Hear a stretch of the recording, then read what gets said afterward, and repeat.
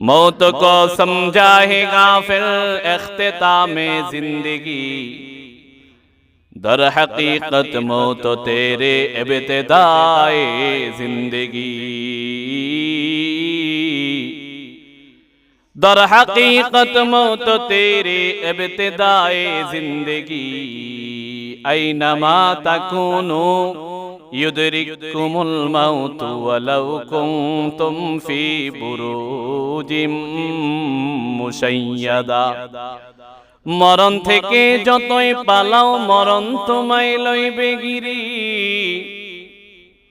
মরণ থেকে যতই পালাও মরণ তোমায় লইবে গিরি, যদিও সুদূর আকাশ পানে ফালাও সেথাই লাগাই সিঁড়ি, যদিও সুদূর আকাশ পানে ফালাও সেথাই লাগাই সিঁড়ি। অনেক ভাইয়েরা এমন আছে যারা নাকি মৃত্যুকে মনে করে জীবনের শেষ, কি বলেন ঠিক কিনা? যারা মনে করে মৃত্যু হয়ে যাওয়া মানে হলো আমার জীবন শেষ। না রে ভাই না, মৃত্যু শুরু হওয়া, মৃত্যু হয়ে যাওয়া মানেই হলো আমার জীবন এখন মাত্র শুরু হয়েছে, কি বলেন ঠিক কিনা? এই জন্যই কবি বলেন মৌত কো সমঝা হে কাফির इख्तितामे जिंदगी, मौत को समझा है गाफिल इख्तितामे जिंदगी, दर हकीकत मौत तेरे इब्तिदाए जिंदगी।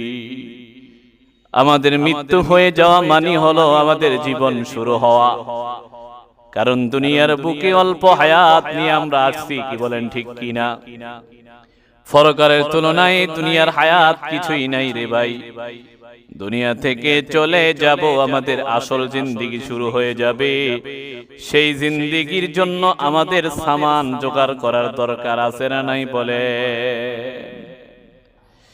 এই জন্য মুহতারাম হাজরিন, যেহেতু মৃত্যু একদিন আমাদের হবেই হবে, আর মৃত্যু যেহেতু হবেই, মৃত্যুর কথা স্মরণ রাখতে হবে কি হবে না বলেন? তো আজকে আমরা আলোচনা করব যেসব আমলে মৃত্যুর কথা স্মরণ হয়, এমন কিছু আমল যে আমলগুলো দ্বারা মৃত্যুর কথা স্মরণ থাকে, এই আলোচনা আজকে করব। পারবো তো ইনশাআল্লাহ? শুনবো তো ইনশাআল্লাহ? মৃত্যুর কথা স্মরণ করা দরকার আছে না নাই বলেন? সবাই বলেন আছে না নাই? কারণ মৃত্যুর কথা যদি কারো স্মরণ থাকে তাহলে সে আর আকাম কুকাম করতে পারে না, কি বলেন ঠিক কিনা? মরণের কথা স্মরণ করলে আর কোন ধরনের কোনো কিছুই ভালো লাগে না। দেখবেন আপনারা যদি হঠাৎ করে কবরের কথা স্মরণ হয়, দেখবেন ভালো লাগে না কিছু। আরে চলে যাইতে হবে, চিন্তা করেন কি এক হালত হবে, কি বলেন ঠিক কিনা? তো এই জন্য আজকে আলোচনা আমরা করব যেসব আমলে মৃত্যুর কথা স্মরণ হয়, যেই সমস্ত আমলে মৃত্যুর কথা কি হয়, স্মরণ হয়। আসলে আমরা আলোচনা প্রবেশ করছি। এমন কিছু আমল আছে যেগুলোর মাধ্যমে মৃত্যুর কথা এমনিতেই স্মরণ থাকে। এই আলোচনাগুলো আমরা করব আজকে। আল্লাহ তৌফিক দান করুন, সকলে বলুন আমিন। এক নম্বর আমল যেটা, সেটা হলো মৃত ব্যক্তিকে গোসল দেওয়া। কারে গোসল দেওয়া বলেন? আমাদের থেকে কত ভাই বোন মারা যায় কি যায় না বলেন? যায়। তো এক নম্বর আমল যেটা বলেছি সেটা হলো কি বলেন? মৃত ব্যক্তিকে কি দেওয়া? গোসল দেওয়া। মৃত ব্যক্তিকে স্মরণ, মৃত্যুকে স্মরণ রাখার অন্যতম একটি মাধ্যম হলো মৃত ব্যক্তিকে গোসল দেওয়া। কারণ মৃত ব্যক্তিকে যদি গোসল দেয়, মৃত্যুর কথা এমনিতেই দীর্ঘদিন পর্যন্ত স্মরণ থাকে, কি বলেন ঠিক কিনা? গোসল দেওয়ার সময় যে অনুভূতি কাজ করে, এটা জীবনকে পরিবর্তন করে দেওয়ার জন্য যথেষ্ট। মৃত ব্যক্তি একটু আগেও যখন জীবিত ছিল, তার শক্তি সামর্থ্যের কোনো কম ছিল না, কিন্তু এখন সে কি বলেন? লাশ। এখন সে কি বলেন? লাশ। নড়াচড়া কোন শক্তি আসেনি কন্ত নাই। যেদিকে রাখবেন সেদিকে এসে পড়ে থাকবে। কোন শক্তি আছে বলেন? রাসূল করিম সাল্লাল্লাহু আলাইহি ওয়াসাল্লাম হাদিস শরীফের মধ্যে বলেন, মুস্তাদরাক লিল হাকিম হাদিস নম্বর 13007, আল্লাহর রাসূল সাল্লাল্লাহু আলাইহি ওয়াসাল্লাম বলেন, মান গাসসালা মাইতান ফাকাতামা আলাইহি গুফিরা লাহু 40 মাররাতান। আল্লাহর রাসূল বলেন, যে ব্যক্তি কোন মুসলিম মাইয়িতকে গোসল করাবে, অতঃপর তার যে সমস্ত গোপনীয়তা জিনিস রয়েছে এগুলোকে গোপন রাখবে, আল্লাহ তাআলা তাকে 40 বার ক্ষমা করে দিবে। সুবহানাল্লাহ, সুবহানাল্লাহ। এজন্য মুসলমান ভাইয়েরা একটু ভালো করে শুনেন, আমাদের সবাইকে একদিন কিন্তু আল্লাহর দরবারে যেতে হবে, মৃত্যুবরণ করতে হবে। কি বলেন, ঠিক কিনা? মৃত্যুবরণ যেহেতু করতেই হবে, দুনিয়াতে যতই কিছুই করি না কেন একদিন কিন্তু আমাদের মৃত্যু হবেই হবে। কি বলেন, ঠিক না? এজন্য মৃত্যুকে স্মরণ করার জন্য কিছু আমল করব, যে আমল করার দ্বারা মৃত্যুকে স্মরণ এমনি হয়ে যায়। মৃত্যুকে স্মরণ করার জন্য যে আমলগুলো রয়েছে তার মধ্যে 1 নম্বর আমল হলো মৃত ব্যক্তিকে গোসল করানো, যাদের সম্ভব হয়। এখানে তো অনেকে পারে না, আবার অনেকে পারে কি পারে না। গোসল দিলে মৃত্যুর কথা এমনি স্মরণ হয়। আহারে, গোসলটা যখন নাকি দিবেন, এই ব্যক্তির কথায় হঠাৎ করে চিন্তা আসবে, আহারে কি রে, একটু আগে তো এই ব্যক্তি কি ক্ষমতাধর ছিল, শরীরে শক্তি ছিল, এখন তার কোনো শক্তি নাই। আহারে ভাই, আমারও তো এমন হবে। কি ভাই, এই কথা স্মরণ হয় কি হয় না বলেন? আহারে, আমারও তো এমন হবে, আমার কি অবস্থা। মৃত ব্যক্তিকে গোসল দেওয়ার মাধ্যমে মৃত্যুর কথা স্মরণ হয়। 2 নম্বরে হলো জানাজা এবং কাফন দাফনে শরীক হইলেও মৃত্যুর কথা স্মরণ হয়। জানাজা এবং কাফন দাফনে শরীক হইলেও কিসের কথা স্মরণ হয় বলেন?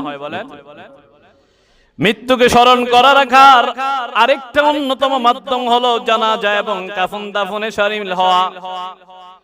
এসব আমলের মাধ্যমে মৃত্যুর কথা এমনিতেই কিছুদিন পর্যন্ত স্মরণ থাকে। এজন্য আল্লাহর নবী সাল্লাল্লাহু আলাইহি ওয়াসাল্লাম জানাজা নামাজ আদায়ের প্রতি গুরুত্ব দিয়েছেন। সুনানে তিরমিজি হাদিস নম্বর 171, হাদিসের বর্ণনাকারী সাহাবীর নাম হলো হযরতে আলী। হযরতে আলী বলেন, ও হযরতে আলীকে আল্লাহর রাসূল লক্ষ্য করে বলেন, ইয়া আলী, ও আলী, সালাসুন লা তুআখিরুহা। আলী রে, 3টা জিনিস কখনো দেরি করবা না। কয়টা জিনিস বলেন? 3টা জিনিসের কথা হযরতে আলীকে বলেছেন, ও আলী, 3টা জিনিস কখনো দেরি করবা না। 1 নম্বর হলো as-সালাতু ইযা আনাত, নামাজের সময় হবে যখন নামাজের সময় মতো নামাজ আদায় করবা। 2 নম্বর হলো আল জানাজাতু ইযা হাদারাত, জানাজার নামাজের সময় যখন হবে জানাজার নামাজে উপস্থিত হইবা। 3 নম্বর হলো আল আইয়ামু ইযা ওয়াজাদাত লাহা কুফারহা। আল্লাহর রাসূল বলেন, যদি কোন সাবালকা মেয়ের যদি উপযুক্ত কোন বর পাওয়া যায়, তাকে তাড়াতাড়ি ওই উপযুক্ত বরের হাতে উঠাইয়া দাও, বিবাহ দিয়ে দাও।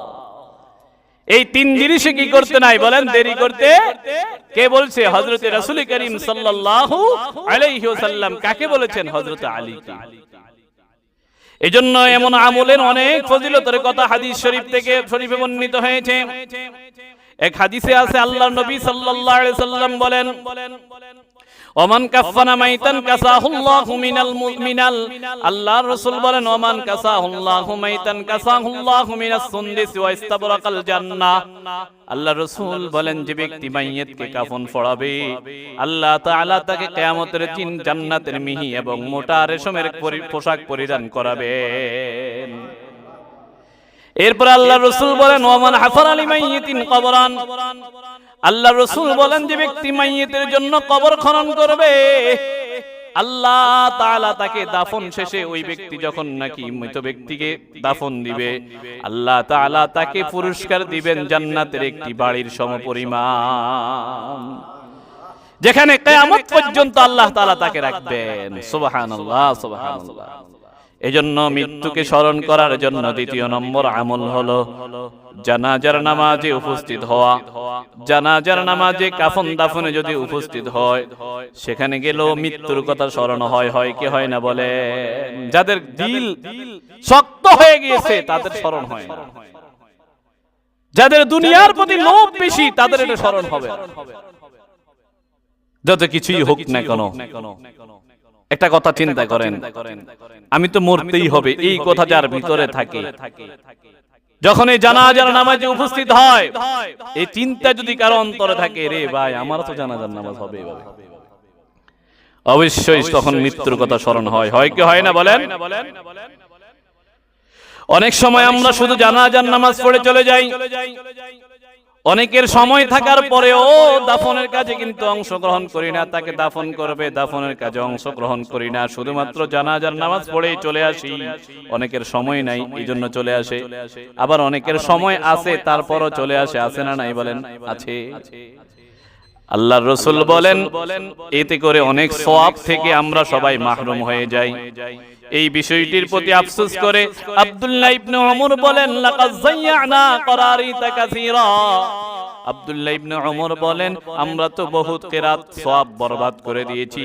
দাফন শেষে মাইয়িতের জন্য দোয়া করা, এর মাধ্যমে আল্লাহ তাআলা মৃত্যুর কথা স্মরণ হয়, এর মাধ্যমে মৃত্যুর কথা স্মরণ করিয়ে দেয়। কারণ হলো জানাজা পড়ার পরে যদি কোনো ব্যক্তি দাফনে শরীক হয়, আল্লাহর রাসূল বলেন আপনারা সকলেই জানেন জানাজার নামাজ পড়লে এক কিরাত সওয়াব, আর দাফন কাফনে শরীক হলে আরেক কিরাত সওয়াব।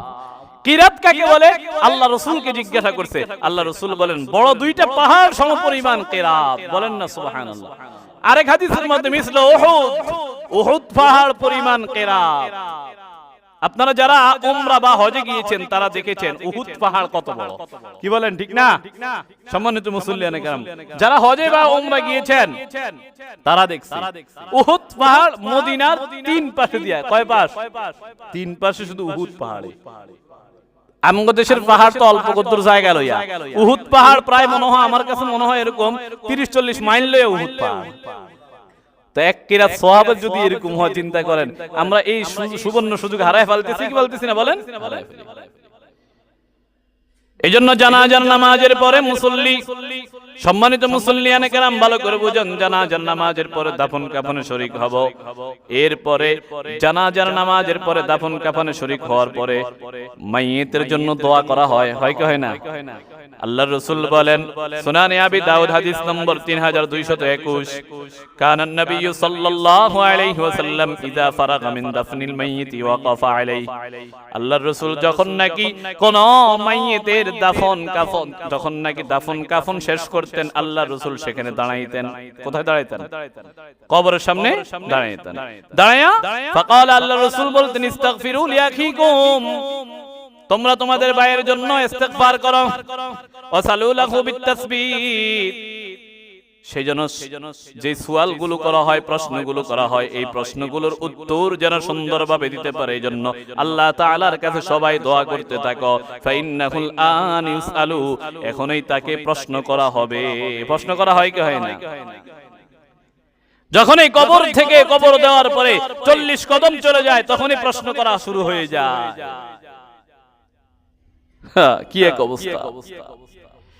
এজন্য মৃত্যু যেহেতু বরণ করতেই হবে, মৃত্যুর কথা স্মরণ রাখতেই হবে। কি বলেন ঠিক কিনা? মৃত্যুর কথা স্মরণ রাখার জন্য কিছু আমল আছে, ওই আমলগুলোর আলোচনাই চলতেছে। 1 নম্বর আমল মাইয়িতকে গোসল দেওয়া। মাইয়িতকে গোসল দেওয়ার মাধ্যমে মৃত্যুর কথা স্মরণ হয়। 2 নম্বর আমল জানাজার নামাজে উপস্থিত হওয়া। জানাজার নামাজে উপস্থিত হলো মৃত্যুর কথা কিছুটা হলো স্মরণ হয়। হয় কি হয় না? হয়। আমি সব সময় জানাজার নামাজে যখন নাকি মাইয়িতকে সামনে রেখে কথা বলতে দেয়, আমি একটা কথা এটা পারমিটলি করেই রাখছি, আমি এই কথা সব সময় বলি, আপনারাও জানেন অনেকেই। আমি সব সময় মানুষদেরকে ওয়াদা করাই যে যারা নাকি আজকে এই মাইয়িতের সামনে আসছেন, এই মৃত ব্যক্তিকে সামনে রেখে একটা ওয়াদা করেন। সেই ওয়াদা হলো আমাদের উপরে যত হক আছে, হকগুলো 2 প্রকার। একটা হলো আল্লাহর হক, আর একটা হলো বান্দার হক। আল্লাহর হকের গুরুত্ব বেশি, বান্দার হকের জটিলতা বেশি। বান্দার হক কেউ যদি আদায় না করে, আল্লাহর হক কেউ যদি 100 বছর আদায় না করে, শেষ পর্যায়ে এসে আল্লাহর কাছে বলছে আল্লাহ অপরাধ করেছি, মাফ করে দাও, মাফ করে দিতে পারেন কি পারেন না? পারেন। কিন্তু বান্দার হক এমন জটিল, একবার মাফ করলেও দ্বিতীয়বার আর মাফ করে না, দ্বিতীয়বার মাফ করলো তৃতীয়বার মাফ করে না, তৃতীয়বার যদি কোন রকম মাফ করে চতুর্থবার আর মাফ করার সুযোগ থাকে না। বান্দার হকের এমন জটিলতা, বান্দা যদি মাফ না করে আল্লাহ মাফ করবে। এই জন্য সবসময় না জানাজান নামাজের সামনে বলি, সবাই ওয়াদা করেন জীবনে কখনো বান্দার হক আমরা খাবো না। কারণ বান্দার হক কেউ যদি খেয়ে কবরে যায়, তার কবরে তো আল্লাহ তাআলা কি করবেন সেটা আল্লাহই ভালো জানেন। তবে আল্লাহর হাবিব বলে দিয়েছেন, হাশরের ময়দানের মধ্যে এক ব্যক্তি উঠবে। রাসূল করিম সাল্লাল্লাহু আলাইহি সাল্লাম একদিন সকালবেলা ঘুম থেকে ওঠার পরে ফজর নামাজ পড়ার পরে আল্লাহর রাসূল সাহাবায়ে কেরামদেরকে লক্ষ্য করে বলেন, আতাদরুনা মানিল মুফলিস? ও আমার সাহাবায়ে কেরাম, তোমরা কি জানো মুফলিস কাকে বলে? গরীব কাকে বলে? অসহায় কাকে বলে? দুস্থ কাকে বলে? আল্লাহর রাসূলের সাহাবায়েরা বলেন, আল মুফলিসু ফিনা মান লা দিরহামা ওয়ালা মাতা। আমাদের মধ্যে যাদের টাকা নাই, পয়সা নাই, হেতে হলো গরীব, হে হলো গরীব। আমরা বলি কি বলি না? এই সমাজের মধ্যে যার টাকা নাই পয়সা নাই তারাই তো গরীব বলি কি বলি না? কিন্তু আল্লাহর রাসূল বলেন, না রে না, না রে না, ও সাহাবায়ে কেরাম শুনো, আমার উম্মতের মধ্যে এই ব্যক্তি গরীব নয়। আল মুফলিসু ফি উম্মতি, আমার উম্মতের মধ্যে একটা গরীব হলো ওই ব্যক্তি, মাইয়াতি ইয়াউমাল কিয়ামা, যে কিয়ামতের দিন আসবে, বিসলাতিন ওয়া যাকাতিন, নামাজ নিয়ে আসবে, যাকাত নিয়ে আসবে, ও সাদাকাতিন, এবং বিভিন্ন ধরনের সদকার সওয়াব নিয়ে হাজির হবে। আল্লাহ তাআলা তাকে জান্নাতে যাওয়ার ফয়সালা করে দিবে। এমন সময় তার কিছু পাওনাদার আসবে। কি আসবে বলেন? কি আসবে? পাওনাদার আসবে। পাওনাদার ধরেন না, একজন আয়েশা বলবে, আল্লাহ এই বদমাইশ আমার ছিল ভাই, আমার ভাই, আমার আব্বা মরে যাওয়ার সময় অনেকগুলো জায়গা জমিন দিয়ে গিয়েছে। ও আল্লাহ, আমার আব্বা আমার বিবাহের ব্যবস্থা করেছে, বিবাহের ব্যবস্থা করার পরে আমার স্বামীর বাড়িতে তেমন অবস্থা ভালো ছিল না, আমার ভাইয়ের কাছে মাঝে মাঝে আসতাম, আমার অংশটুকুর মধ্য থেকে কিছু টাকা পয়সা দাও, কিন্তু আমার ভাই আমাকে কি করেছে? দেয় নাই। ও আল্লাহ, আজকে আমি আমার সেই পাওনা চাই। আল্লাহ বলবেন, এখন তো পাওনা দেওয়ার কোনো সুযোগ নাই, টাকা পয়সা দেওয়ার কোনো সুযোগ নাই, মাল সম্পদ দেওয়ার কোনো সুযোগ নাই। তাহলে কি করা যায়? তার আমল নামা থেকে যা আমল করেছে একটা অংশ তোমার আমল নামায় দিয়ে দেওয়া হবে। হঠাৎ করে আবার আরেকজন এসে বলবে, আল্লাহ আমার জায়গার পাশে এর জায়গা ছিল, ও আল্লাহ আপনার এই বান্দা অনেক অনেক জায়গার মালিক ছিল, কিন্তু আমার জায়গাটা তার এরকম কি হয় নাই, সহ্য হয় নাই, এজন্য আমার জায়গার আইল যেটা বলে, আইলটা কেটে প্রায় 5 হাত 10 হাত দূরে ভিতরে সে ঢুকে পড়েছে, আমার জায়গাটা সে দখল করে ফেলেছে। আল্লাহ আপনার কাছে আজকে আমি সেই জায়গা চাই। আল্লাহ তাআলা বলবেন, এখন তো আর জায়গা দেওয়ার কোনো সুযোগ নাই, যারে যা তোর নেক আমল কিছু তুই তারে দিয়ে দে। এভাবে দিতে দিতে আল্লাহ তাআলা দেখবেন যে যেই বন্দা থেকে মানুষ পাওনা, ওই বন্দার সমস্ত আমলগুলো ওই বন্দাদের আমল নামার মধ্যে চলে গিয়েছে, কিন্তু পাওনাদার এখন পর্যন্ত রয়ে গিয়েছে। পাওনাদার থেকে যাবে, এবার পাওনাদার তো থেকে যাবে।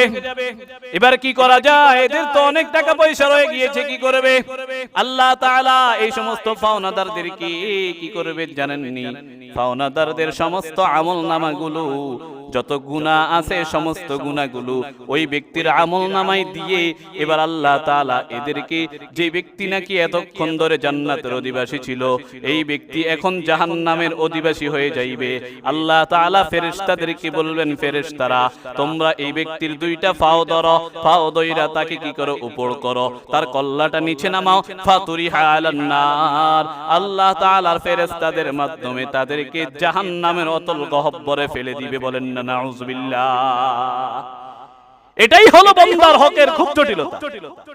খুব সাবধান ভাই, খুব সাবধান।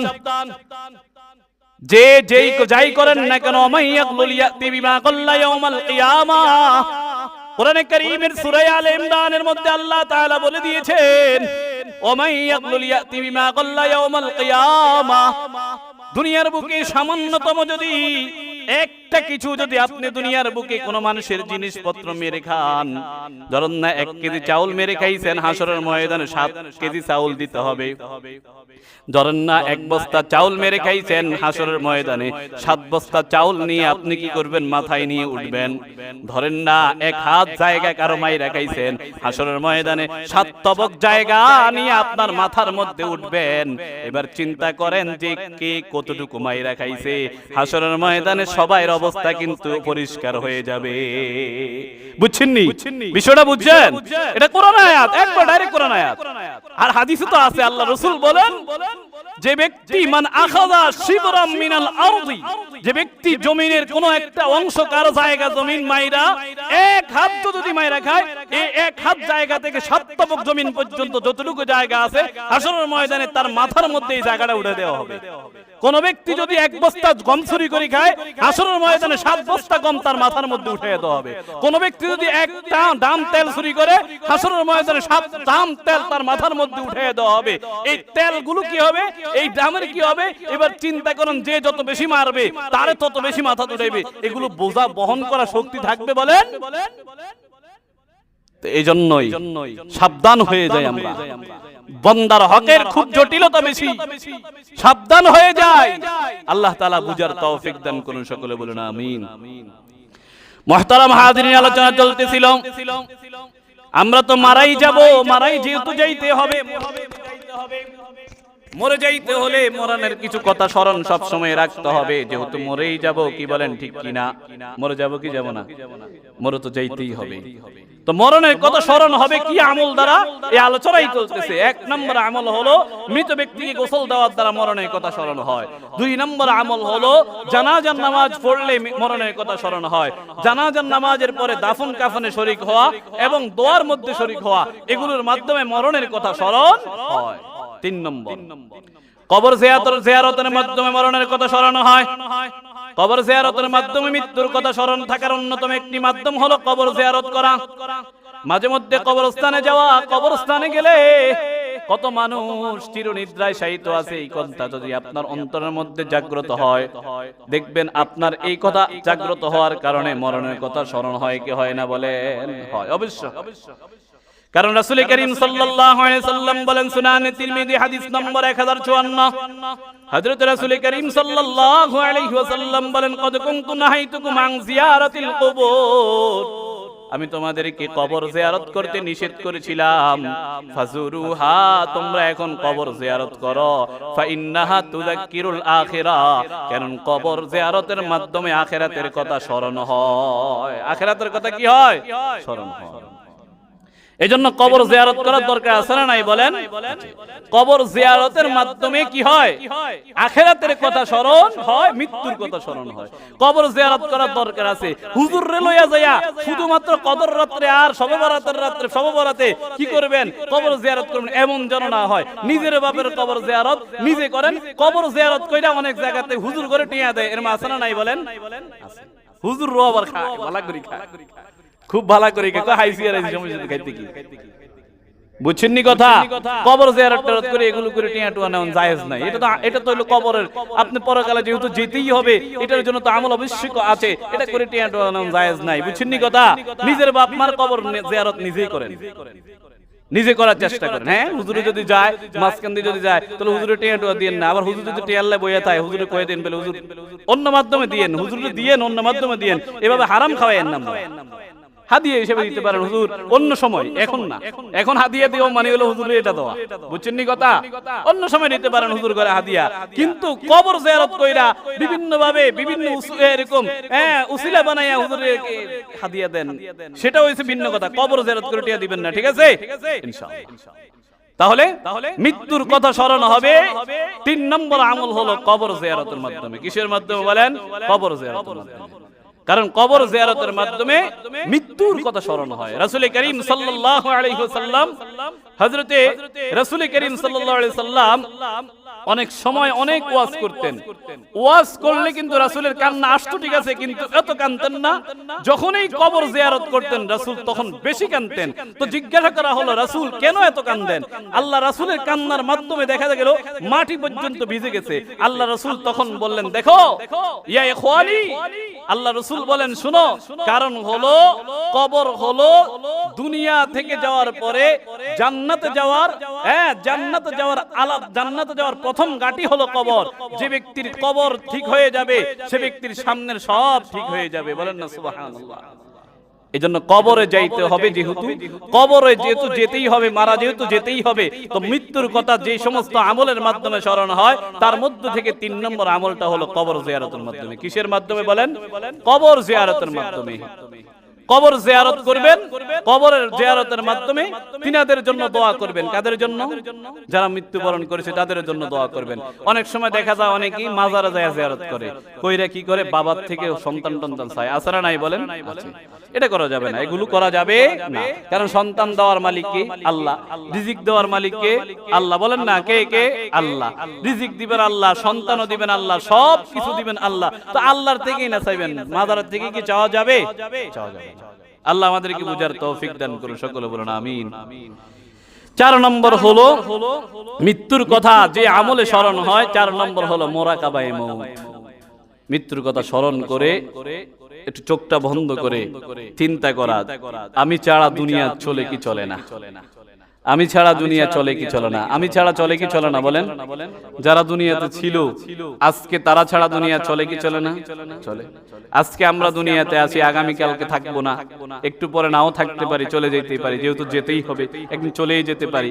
তো সুতরাং একটু মুরাকাবা করেন, চোখটা বন্ধ করেন, চিন্তা করেন, দেখেন না আমার মৃত্যু হয়ে গিয়েছে, মৃত্যু হওয়ার পরে এখন দেখেন তাড়াতাড়ি সবাই আমার কবর মুখটা কি করেছে ঢেকে দিয়েছে, ঢেকে দেয় না? ঢেকে দিয়েছে। ঢেকে দেওয়ার পরে এবার মসজিদের মধ্যে কেউ এলান করেছে, এলান করতেছে অমুকে নাই, ফরিদউদ্দিন মারা গেছে, আমি মারা গিয়েছি, সবাই এরকম এলান করতেছে। বিভিন্ন ধরনের মোবাইল হচ্ছে, বিভিন্ন আত্মীয় স্বজনদেরকে জানাইতেছে অমুকে মারা গিয়েছে। সবাই প্রস্তুতি নিচ্ছে কবরের আমার জানাজার নামাজ পড়ার জন্য।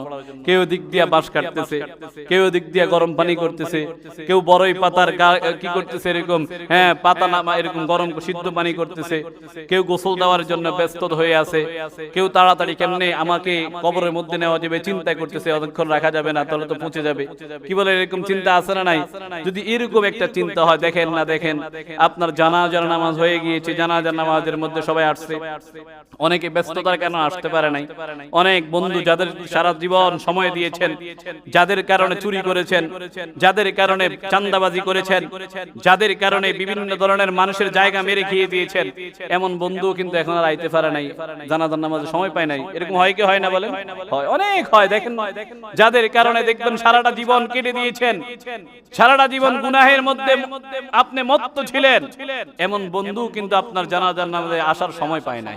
চিন্তা করেন না, কল্পনা করেন না, জানাজার নামাজ হয়ে গিয়েছে, জানাজার নামাজ হওয়ার পরে কেমনে তাড়াতাড়ি আপনাকে বিদায় দিবে চিন্তা।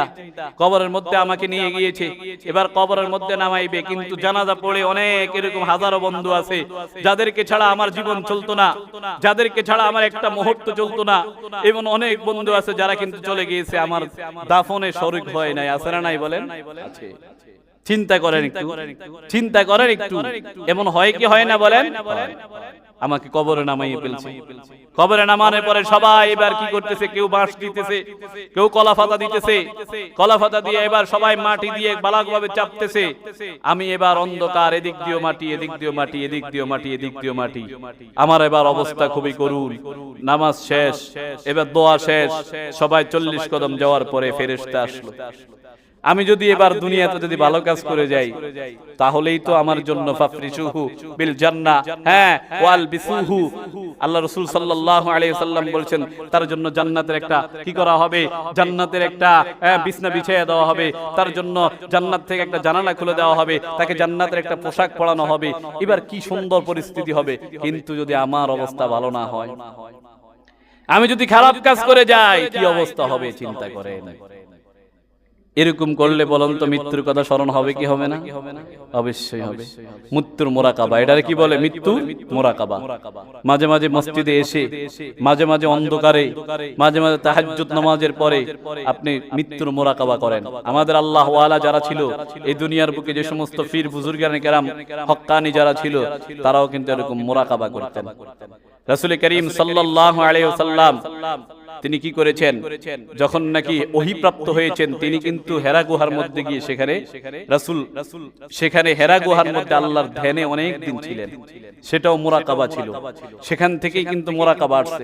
মোরাকাবা বিভিন্ন বিষয় হয়ে থাকে, বিশেষ করে এই মৃত্যুর বিষয় নিয়ে যদি মোরাকাবা হয়, আশা রাখি জান্নাত জাহান্নামের কথা স্মরণ হবে, গুনাহ থেকে বাঁচা যাবে। যাবে কি যাবে না বলেন? তো মৃত্যুর কথা স্মরণ হয় কয়েক আমলের মাধ্যমে। এক নম্বর হলো জানাজার কাফন দাফনে, কারো গোসল, কোন মৃত ব্যক্তিকে গোসল দিলে মৃত্যুর কথা স্মরণ হয়। 2 নম্বর জানাজার নামে উপস্থিত হইলে মৃত্যুর কথা স্মরণ হয়। 3 নম্বর কবর জিয়ারতের মাধ্যমে মৃত্যুর কথা স্মরণ হয়। 4 নম্বর মুরাকাবায়ে মউত তথা মৃত্যুর মুরাকাবা করার দ্বারা মৃত্যুর কথা স্মরণ হয়। হয় কি হয় না বলেন? 5 নম্বর সুহবতে সালেহ। 5 নম্বর হলো সৎ লোকদের সান্নিধ্যে থাকলে মৃত্যুর কথা স্মরণ হয়। কাদের সান্নিধ্যে থাকলে বলেন? সৎ লোক যারা, ভালো লোক যারা, আল্লাহ ওয়ালা যারা, এদের সান্নিধ্যে থাকলে মৃত্যুর কথা স্মরণ হয়। আপনি যদি সারাটা জীবন যদি খারাপ লোকদের মাধ্যমে চালিয়ে দেন, জীবন যদি এভাবে শেষ করে ফেলেন, এর মাধ্যমে আপনার জীবনও মৃত্যুর কথা স্মরণ হবে না। কারণ হলো তারা তো আপনাকে দুনিয়ার বিষয়ে সব সময় লাফালাফি করাইতেছে, ছুটাছুটি করাইতেছে, দুনিয়া নিয়ে আপনি মত্ত থাকবেন। ঠিক না বে ঠিক? এরকম হয় কি হয় না? এজন্য মুসলমান ভাই, রাসূল করিম সাল্লাল্লাহু আলাইহি সাল্লাম বলেন, আর রাজুলু আলা দীনি খালিলিহি, মুসলমান তার বন্ধুর চাল চলনে চলে। মুসলমান তার বন্ধুর চাল চলনে চলে। আল্লাহ রাসূল বলেন, ফালইয়ানজুর আহাদুকুম মান ইউখালিল, তোমাদের কেহ যেন তার কার সাথে সে চলে এর দিকে তাকাও। এজন্য আমরা অনেক সময় বলি, আমরা সব সময় বলি, সৎ সঙ্গে স্বর্গবাস, অসৎ সঙ্গে সর্বনাশ। ঠিক না বে ঠিক? কারণ আল্লাহু আকবার। মিরকাতের মুসান্নিফ মুল্লা আলী কারি রাহমাতুল্লাহ আলাইহি বলেন, তাশাব্বাহু ইল্লাম তাকুনু মিসলাহুম ফাইন্নাত তাশাব্বুহা বিল কিরামি নাসিবুন। যে দেখো, আল্লাহ ওয়ালাদের সাথে সংস্রব অবলম্বন করো। কারণ আল্লাহ ওয়ালাদের সাথে যদি সংস্রব অবলম্বন করতে পারো, যদিও তুমি তাদের মতো নাও হতে পারো, কিন্তু একটা অংশ তাদের তোমার মধ্যে আসার কারণে দেখা যাবে, এই কারণে তুমি অনেক গুনাহ থেকে বাঁচতে পারো না। আপনি দেখেন, এলাকার একটা ভালো ছেলে, সে যদি কোন চোর বদমাইশ গুন্ডা বদমাইশদের সাথে যদি ছুটা বসা করে, হঠাৎ করে আইন শৃঙ্খলা বাহিনী আসলো, আসার পরে ওই ভালো ছেলেটা কিন্তু কোনো খারাপ কাজে লিপ্ত নয়, সে সেখানে গেছে যে কোনো একটা কাজে, কিন্তু এখন যখন নাকি ইয়াবাখোরদেরকে ধরছে প্রশাসন, ওই ছেলেটা যদি ওই জায়গায় থাকে, তাকে ধরে নিয়ে যাবে কি যাবে না? ভালোটারও লয়ে যাবে, কি বলেন, যাবে কি যাবে না? এলাকার একটা যদি খারাপ সন্তান, যেই ছেলেটা সব সময় বিভিন্ন ধরনের গুনাহের কাজে লিপ্ত থাকে, হঠাৎ করে সে কি করলো? মসজিদের মধ্যে আসলো, আসার পরে হুজুর বা ইমাম সাহেব অথবা যেই কোনো লোকে আলোচনা করতেছে, কোরআন শরীফ পড়তেছে, এই সন্তানটাও যদি কোরআনে কারীম তেলাওয়াত করে, হুজুরের সাথে থাকে, বলেন তো হঠাৎ করে যদি প্রশাসন আসে, যদিও তদন্ত করে পরবর্তী জানা যাবে, কিন্তু প্রাথমিকভাবে এই ছেলেটাকে দেখলেই বলবে, যেহেতু আলেমদের সাথে আছে, হুজুরদের সাথে আছে, ভালো লোকদের সাথে আছে, এই জন্য তাকে প্রথমে ধরবে না। কি বলেন, ঠিক না? কারণ হলো যেহেতু ভালো লোকদের সাথে আছে। এটা থেকে বোঝা যায় ভালো মানুষের সাথে সংস্রব অবলম্বন করতে হবে, ভালো মানুষের হাতে হাত দিতে হবে, আল্লাহ ওয়ালাদের সংস্রব অবলম্বন করতে হবে। বন্ধু যদি এমন লোককে বানান, যেই লোক সব সময় মানুষের ক্ষতির চিন্তা করে, যেই লোক সব সময় কিভাবে মানুষকে কিভাবে বাঁশ দেওয়া যায় এই চিন্তা করে, যেই লোক সব সময় মানুষের জায়গা কোনন্দি মারা দেওয়া যায় এই চিন্তা করে, যেই লোক সব সময় জীবন মানুষকে অতিষ্ঠ করে রাখে, এমন বন্ধুর সাথে চলাফেরা করেন, তাহলে আপনি দেখবেন তার সাথে চলতে চলতে শয়তান না বুদ্ধি আপনার মাথা দিয়ে আসবে। কি বলেন, ঠিক না বেঠিক? এরকম অনেক শয়তান আছে না নাই বলেন? মানব শয়তান আছে না নাই বলেন? বন্ধুর সাথে চলতে চলতে উল্টা পাল্টা, বন্ধুর সাথে চলতে চলতে ওটা আসিল আগে বালা, এখন এটাও শয়তান হয়ে গেছে। হয় কি হয় না বলেন? আল্লাহ তাআলা কোরআনে কারীমের মধ্যে বলেন, শেষ করেছি সূরা ফুরকান আয়াত নম্বর 28-29, ويوم يعض الظالم على يديه يقول يا ليتني اتخذت مع الرسول سبيلا। আল্লাহ তাআলা বলেন, যারা নাকি খারাপ বন্ধুর সাথে চলে জীবনটাকে শেষ করে দিবে, খারাপ বন্ধুর সাথে চলে জীবনটাকে শেষ করে দিবে, বন্ধুর কথায় নিজের জীবনটাকে বিপন্ন করবে, হাসরের ময়দানে এই সমস্ত যারা নাকি জীবন শেষ করবে, এই সমস্ত বন্ধুগুলো নিজের হাত কি করবে, কামড়াবে আর খাইবে আর বলবে ইয়া লাইতানি, ও আমার আফসোস, ইত্তাখাযতু মা'আর রাসূলি সাবিলা, যদি আমি আমার আল্লাহ এবং তার রাসূলের সাথে কোন ধরনের কি করতাম, কোন ধরনের বন্ধু যদি আমি ভালো লোকদেরকে বানাইতাম, বন্ধু যদি রাসূলের সাথে যারা রাসূলের উম্মত ভালো উম্মত যারা তাদেরকে বানাইতাম, তাহলে তো আমার জীবনটা ভালো হয়ে যাইত। আজকে আল্লাহর রাসূল বলেন, আল্লাহ তাআলা কোরআনের মধ্যে বলেন ইয়া ওয়াইলাতা লাইতানি লাম আত্তাখিজ ফুলানান খলিলা, তখন ওই বন্ধু বলবে আল্লাহ আমি যদি অমুককে বন্ধু না বানাইতাম কতই না ভালো হইতো। এই আয়াতের শানে নুজুলের ব্যাপারে বলে যে শাইখুত তাফসীর আল্লামা কুরতুবী রাহমাতুল্লাহ আলাইহি একটা ঘটনা উল্লেখ করেছেন। ঘটনাটা হলো, আপনারা সকলে জানেন, এই আলোচনা প্রায় 6-7-8 বছর আগে একবার করছিলাম। আরবের একজন কাফের ছিল, নাম ছিল উকবা ইবনে আবি মুঈত। কি নাম বলেন? উকবা ইবনে আবি মুঈত। শেষ করছি 2 মিনিটে। উকবা ইবনে আবি মুঈত সে ছিল কাফের। উকবা ইবনে আবি মুঈতের একটা অভ্যাস ছিল, চিরচারিত অভ্যাস ছিল, সে যখনই তার সমস্ত ফসলাদি আয় যা হতো, এই আয়কে সে 3টা ভাগ করত। কয়টা ভাগ বলেন? 3টা ভাগ করত। একটা ভাগ হলো আত্মীয় স্বজনের জন্য দিত, আরেকটা ভাগ হলো নিজের জন্য রাখতো, আরেকটা ভাগ হলো গরিবদেরকে দিত। আজকে আমরা জানা নাকি মুসলমান দাবি করি, আমাদেরও কিন্তু এইরকম মোটামুটি অভ্যাস নাই, আছে না নাই বলেন? নাই নাই, অনেকেরই আছে অভ্যাস নেই। তো এই কাফের এই উকবা ইবনে আবি মুঈত একবার চিন্তা করলো, আজকে যেহেতু নতুন ফসল আসছে, আমি আজকে এলাকার মধ্যে দেশের মধ্যে আশরাফ যারা, শরীফ যারা, ভদ্র যারা, এদেরকে আমি খাওয়াবো। তখন সে চিন্তা করলো এই মক্কার মধ্যে শরীফ ভদ্রকে, তখন সে চিন্তা করলো মুহাম্মদ হলেন সবচেয়ে ভদ্র। সুবহানাল্লাহ বলেন। কাফেরদের মধ্যে চিন্তা ছিল রাসূল হলেন সবচেয়ে ভদ্র। এই কাফের কি করলো? আল্লাহ রাসূলকে দাওয়াত দেওয়ার জন্য গেল। আল্লাহ রাসূল তার দাওয়াত কবুল করছে, ঠিক আছে, তবে শর্ত হলো, বলছে তুমি যদি মুসলমান হও তাহলে আমি তোমার দাওয়াত কবুল করব। সুবহানাল্লাহ বলেন। সুবহানাল্লাহ। উকবা ইবনে আবি মুঈত মুখের কথাই বললেন, ঠিক আছে আপনি আইসেন, আমি মুসলমান হয়ে যাব। এবার আল্লাহর রাসূল তার বাড়িতে আসলো, আসার পরে খাবার মুখে নেয় না, বলতেছে উকবা তুমি না বলছিলা মুসলমান হইবা, মুসলমান হইবা বলো, যদি হও তাহলে খানা খাবো, আর নাহলে খাবো না। আরবের মধ্যে প্রচলন ছিল একটা, যদি কারো মেহমান এসে যদি মেহমান যদি বাড়ি থেকে বের হয়ে যায় না খেয়ে, তাহলে তাকে হেয় প্রতিপন্ন করা হয়। এই কেরকম মানুষে তার মেহমান খায় না, আমাদের দেশের মধ্যে এরকম কয় কি কয় না, ওরে হেতের ঘরে মেহমানও ঠিক মতো খায় না, এতে এরকম কিপটার কিপটা অনেক সময় কই কি কয় না, আমরা কই না এরকম, কই এতে খানা ফাঁকাইলে হেতে এরকম ভাই পাকা মানুষে খাইতে না, এরকম কই। তো আল্লাহ রাসূল যখন নাকি খাইবে না বলতেছে, তখন উকবা বলল ঠিক আছে হুজুর আমি মুসলমান হয়ে গেলাম। বলেন না সুবহানাল্লাহ। কিন্তু উকবা পড়ছে পলিটিক্সের কালিমা, রাজনীতির কালিমা পড়ছে। আমাদের সমাজে অনেকে আছে রাজনীতির কালিমা পড়ে, বলে কি বলে বলেন, রাজনীতি এলে টুপি টাপি পড়ে একবার মুসলমান হয়ে যায়, রাজনীতি চলে গেলে দেখা যায় হেতে মাশাআল্লাহ একবারে এমন এক পরিস্থিতি, মন্দির আর কোন মন্দির মসজিদে নিয়ে সব তফাৎ করে না, সব একসাথে করে এলা, আছে না নাই বলেন? টুপি আইলে মাশাআল্লাহ এত খুব ভালো, নির্বাচনের সময় খুব ভালো ভদ্র হয়ে যায়, কিন্তু নির্বাচন চলে গেলে দেখা যায় কেমনে ইসলামের বিরুদ্ধে যাইতে পারে, সবগুলো আকাম কুকাম তার মাধ্যমে হয়। হয় কি হয় না বলেন? বিগত ইতিহাসে দেখা গিয়েছে, বিগত ইতিহাসে দেখা গিয়েছে। এই জন্য আমরা সাবধান হয়ে যাই। আল্লাহ তাআলা বুঝার তৌফিক দান করুন, সকলে বলেন আমিন। উকবা যখন নাই কালিমা পড়ে শেষ মুসলমান হয়ে গেল, বন্ধুদের সাথে গেল, বন্ধুদের সাথে যাওয়ার পরে এবার বন্ধুরা কইতেছে কি রে উকবা তুই নাকি মুসলমান হইছস? কয় হয় তুই মুসলমান হইছি। এবার বন্ধুরা তারা বিভিন্ন প্রলোভন দিয়ে বলতেছে উকবা তুই যদি মুসলমান হয়ে যাস তোর সাথে আমাদের কোনো সম্পর্ক নাই, মুসলমানের সাথে আমাদের কোনো সম্পর্ক নাই।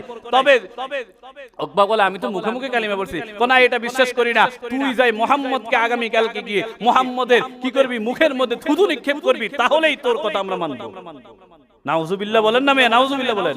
পরের দিন সকালবেলা উকবা আসতেছে, আল্লাহ রাসূল দেখতেছে উকবা আসে। আল্লাহ রাসূল চিন্তা করলেন নতুন মুসলমান, গতকালকেই তো মুসলমান হয়েছে, সাহাবায়ে কেরামদেরকে সরাইয়া দিয়েছে, উকবা আসতেছে। আল্লাহ রাসূল মুখটা আগায় নিয়ে নিয়ে কথা বলতেছে, উকবা হঠাৎ করে সুযোগ বুঝে আল্লাহ রাসূলকে থুতু নিক্ষেপ করলো। নাউজুবিল্লাহ বলেন। রাসূলের অন্তরের মধ্যে কষ্ট, খুব কষ্ট। উকবা গতকালকেই তো মুসলমান হয়ে জান্নাত কিনে নিলি, আজকে কি হইল? আল্লাহ তাআলা আয়াত অবতীর্ণ করে দিয়েছেন। ওয়ায়াউমা ইয়া'আদ্দু যালিমু আলা ইয়াদাইহি, আল্লাহ আয়াত অবতীর্ণ করে দিয়েছেন সেই দিন এই জালেম উকবা নিজের হাতটা এরকম কি করবে, নিজের হাত কামড়াতে থাকবে, কামড়াতে কামড়াতে নিজের হাতের কোনই পর্যন্ত খেয়ে ফেলবে। তারপরও সে আফসোস করে বলবে ইয়া ওয়াইলাতা না লাইতানি লাম আত্তাখিজ খলিলান ফুলানান খলিলা, আমি যদি অমুককে বন্ধু না বানাইতাম কতই না ভালো হইতো। লাকাদ আদাল্লানি আনিত যিকরি বাদা ইয জানি, মুসলমান হওয়ার পরে আমাকে সে কি করলো, পথভ্রষ্ট করে ফেললো। ওয়া কানা শাইতানু লিল ইনসানি খাযুলা, তখন সে বলবে শয়তান তো মানুষের জন্য চরম প্রতারক। তখন যদি আফসোস করে বলেন তো কোনো লাভ হবে নি, কোনো লাভ হবে না। এজন্য দুনিয়াতে থেকেই এই সমস্ত কাজ, বন্ধু দেখতে হলে ভালোভাবে বন্ধু দেখা কি করেন, বন্ধুত্ব করেন। এমন ব্যক্তির সাথে বন্ধুত্ব করে না যে বন্ধু আপনাকে দুনিয়াও শেষ করে আখিরাতও শেষ করে। আল্লাহ তাআলা বুঝার তৌফিক দান করুন, সকলে বলুন আমিন। তাহলে আজকে আলোচনা হয়েছে আমাদের যে সময় আমলে মৃত্যুর কথা স্মরণ হয়, কমপক্ষে 5টা আমল আলোচনা করেছি। 1 নম্বর মৃত ব্যক্তিকে গোসল দেওয়া, 2 নম্বর জানাজার নামাজে উপস্থিত হওয়া, 3 নম্বর কবর জিয়ারত করা, কি করা বলেন, কবর জিয়ারত করা, 4 নম্বর মুরাকাবায়ে মৃত্যুর কথা স্মরণ করে চোখ বন্ধ করে সব একটু স্মরণ করা, 4 নম্বর হলো সুহবতে সালেহ, ভালো মানুষদের সাথে সংসর্গ অবলম্বন করা। আল্লাহ তাআলা যেই 5টা আমলের কথা বলেছি এই 5টা আমল করে আমরা যেন মৃত্যুর কথা স্মরণ করতে পারি, আল্লাহ সেই তৌফিক দান করুন, সকলে বলুন আমিন।